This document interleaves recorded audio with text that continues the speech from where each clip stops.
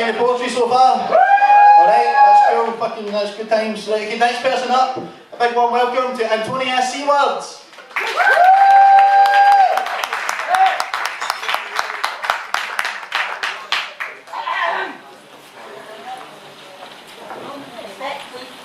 Maybe a little bit high for me. So ideology, I've got this family member. He is the most caring, compassionate, sensible person you could actually ever meet, apart from when it comes to football. And I wrote this for him. It's called The Beatified Game. The new religion of the masses, they pray for goals and worship passes. Sainted players bask in adulation as mammon fuels their beatification. Their single-minded devotees will sacrifice most things blindly: their money, their sobriety, their dignity, their modesty, the power to think independently, and even their virginity. An all-consuming idolatry, cloaked in counterfeit camaraderie, while venting vicious animosity to all those who are the enemy and do not play for them.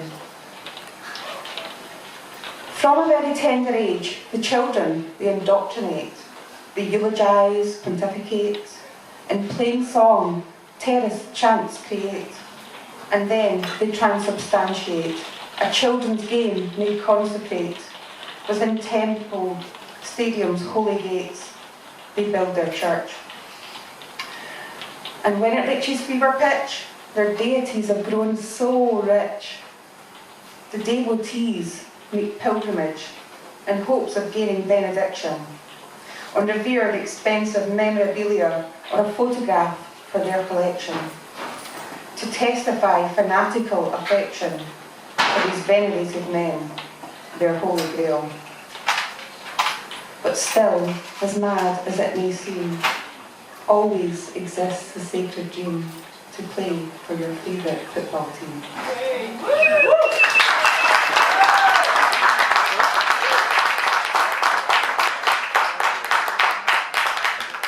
So I'm a mum and I've got 3 young children, so my brain doesn't work properly anymore, which is why I forgot to bring all my printed out stuff with me tonight, so I'm going to have to read my next one off my phone.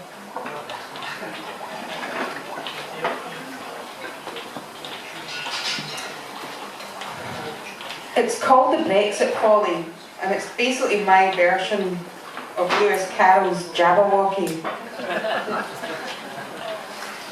'Twas Brexit, and the slimy toads did slip and slither all the way. Incredulous were the Brussels doors, still the Marys prevailed. Beware the Tory overlords, the grasping, greedy, tax-dodging fat cats. Beware the false Scott Davidson, shun the charade that Boris hatched. They took the voting public's hand by referendum, promised lots, and stupid we, well actually not we, gave them the yes they sought. And as they rode the majority's mood, Brexit by the back door came, riding roughshod over the sovereign nations, whispering its name. And you, yes you voted too, stood back to watch this bastard pact leave for dead, take the most vulnerable heads and skulk xenophobically back. So has it given you what you want? An empire's halcyon days return? You'll rue the day you went with me. Better together, half the union cursed. 'Twas Brexit, and the slimy toads did slip and slither all the way. Incredulous were the Brussels doors, still the Marys prevailed. Beware the Tory overlords, their treacherous talk and disingenuous facts. Beware the false Scott Davidson, and shun the charade that Boris hatched.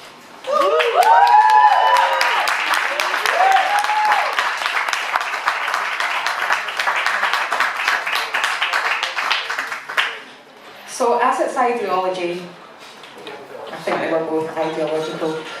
This is a stretch, but it's Scotland, and it's what I love, and it's called Our Words.